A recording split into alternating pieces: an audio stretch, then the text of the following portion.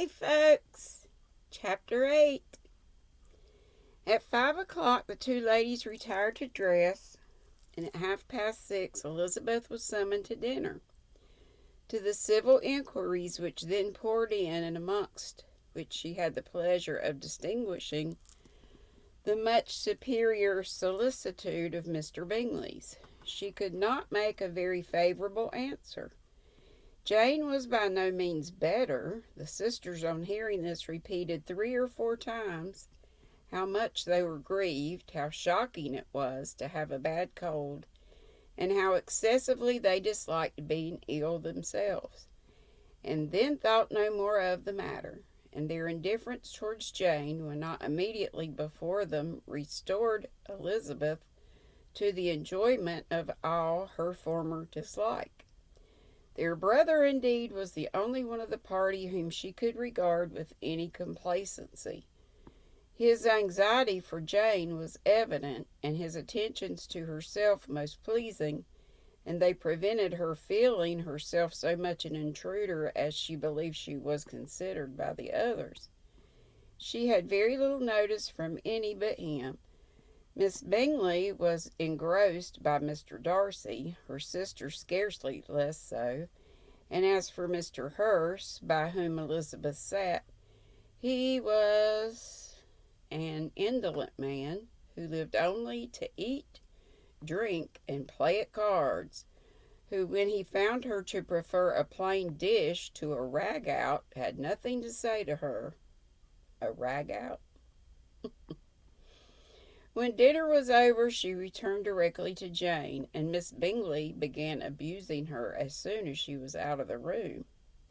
Her manners were pronounced to be very bad indeed, a mixture of pride and impertinence. She had no conversation, no style, no beauty. Mrs. Hurst thought the same, and added, "She has nothing, in short, to recommend her, but being an excellent walker. I shall never forget her appearance this morning. She really looked almost wild." "She did indeed, Louisa. I could hardly keep my countenance. Very nonsensical to come out, nonsensical to come at all. Why must she be scampering about the country because her sister had a cold? Her hair, so untidy, so blowsy." "Yes, and her petticoat. I hope you saw her petticoat. 6 inches deep in mud, I'm absolutely certain, and the gown which had been let down to hide it not doing its office." "Your picture may be very exact, Louisa," said Bingley, "but this was all lost upon me. I thought Miss Elizabeth Bennet looked remarkably well when she came into the room this morning.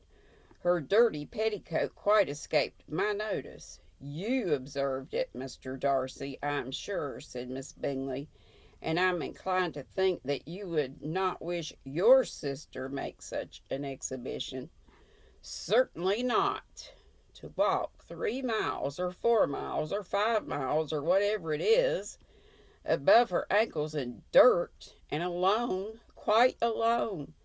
What could you mean by it? It seems to me to show an abominable sort of conceited independence, a most country town indifference to decorum. It shows an affection for her sister that is very pleasing," said Bingley. "I'm afraid, Mr. Darcy," observed Miss Bingley in a half whisper, "that this adventure has rather affected your admiration of her fine eyes."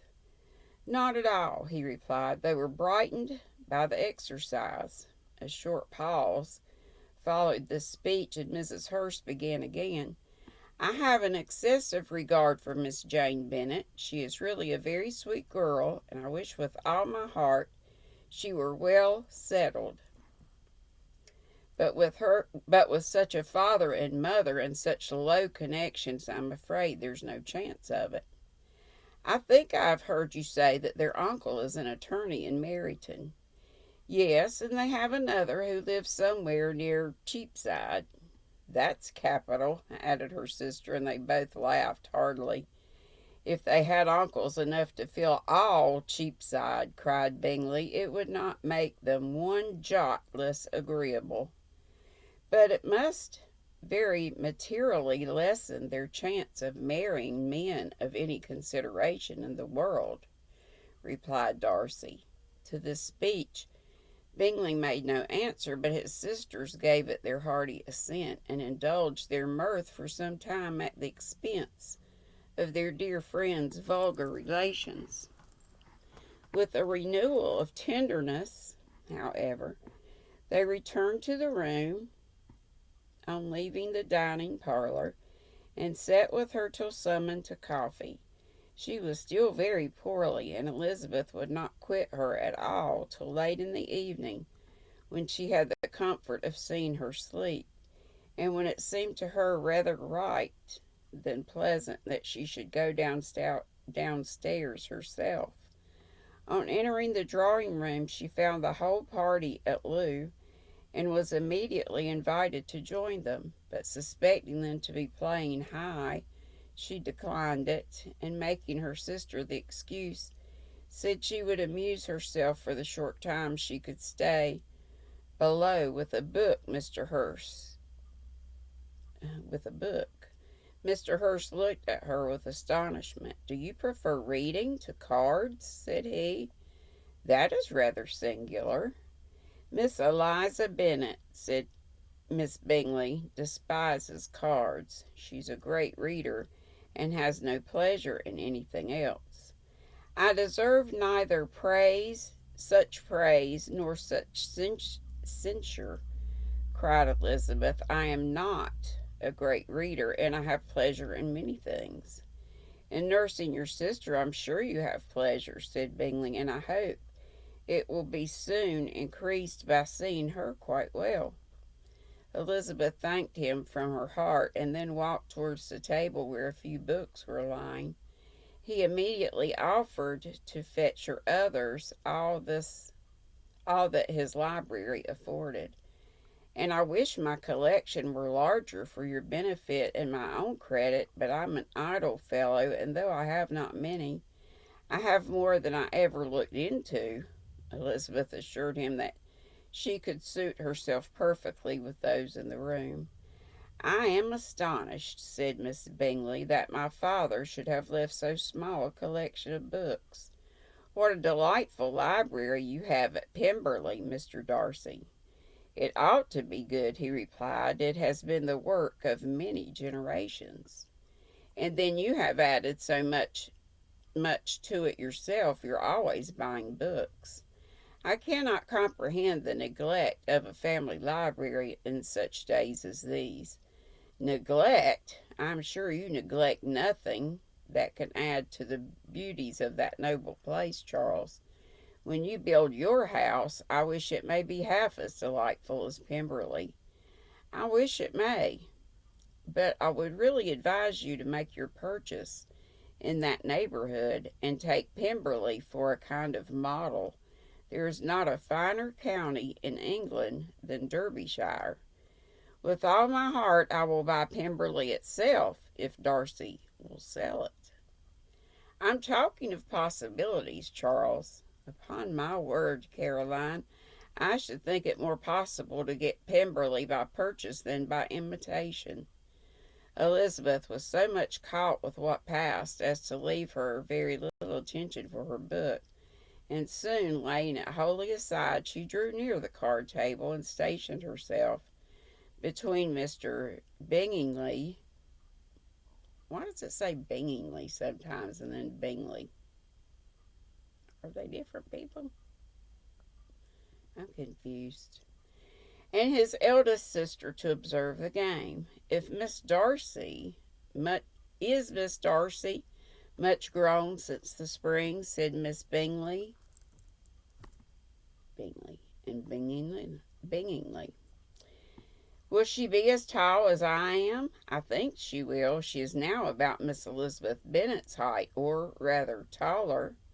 How I long to see her again! I have never met with anybody who delighted me so much. Such a countenance, such manners, and so extremely accomplished for her age. Her performance on the pianoforte is exquisite.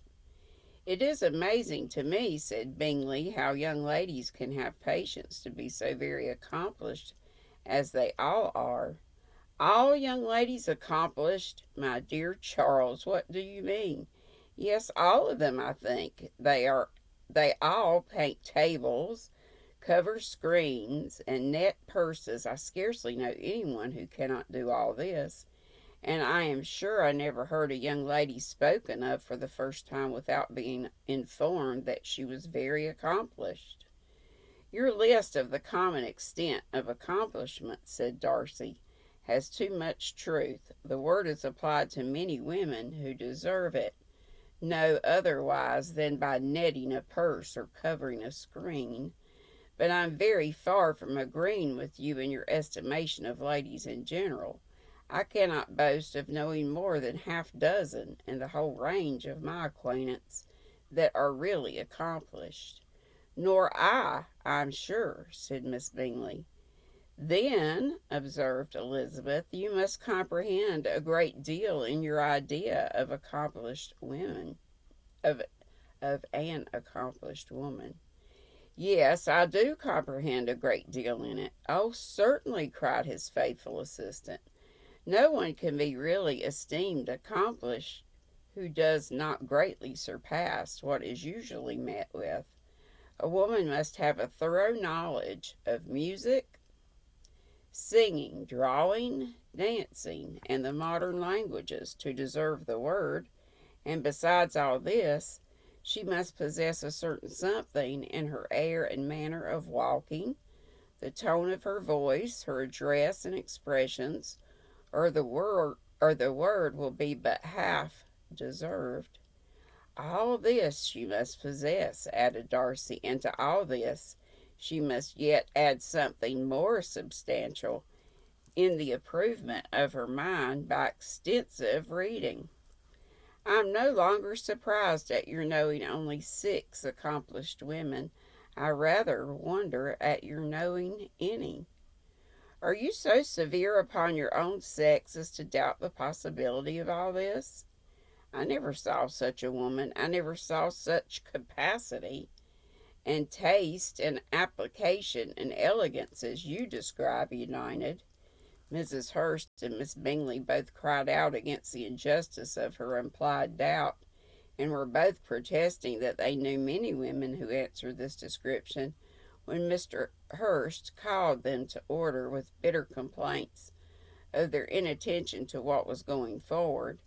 And as all conversation was thereby at an end, Elizabeth soon afterwards left the room. Elizabeth Bennet, said Miss Bingley, and when the door was closed on her, is one of those young ladies who seek to recommend themselves to the other sex by under-evaluating their own, and with many men, I dare say, it succeeds, but in my opinion, it is a paltry device, a very mean art. Undoubtedly, replied Darcy, to whom this remark was chiefly addressed, there is a meanness in all the arts which ladies sometimes condescend to employ for captivation. Whatever bears affinity to the cunning is despicable. Miss Bingley was not so entirely satisfied with this reply as to continue the subject. Elizabeth joined them again, only to say that her sister was worse, and that she could not leave her. Bingley urged Mr. Jones being sent for immediately, while her sisters, convinced that no country advice could be of any service, recommended an express to town for one of the most eminent physicians. This she would not hear of, but she was not so unwilling to comply with their brother's proposal, and it was settled that Mr. Jones should be sent for early in the morning, if Miss Bennet were not decidedly better. Bingley was quite uncomfortable. His sisters declared that they were miserable. They solaced their wretchedness, however, by duets after supper, while he could find no better relief to his feelings than by giving his housekeeper directions that every attention must be paid to the sick lady and her sister. And at 15 minutes, I think we'll stop there. I did say I would read a couple of chapters together if they were short, much shorter than 15 minutes. So I hope you all have a pleasant Monday here in central North Carolina. The sun is shining. Well, partly cloudy, we'll say. But it's mild. It's very nice outside. See you all later. Hope you're enjoying this. It's a little slow, but I have every confidence that we'll enjoy it. See y'all later. I'll be live at 5 today. Be sweet. Don't be ugly. Bye-bye.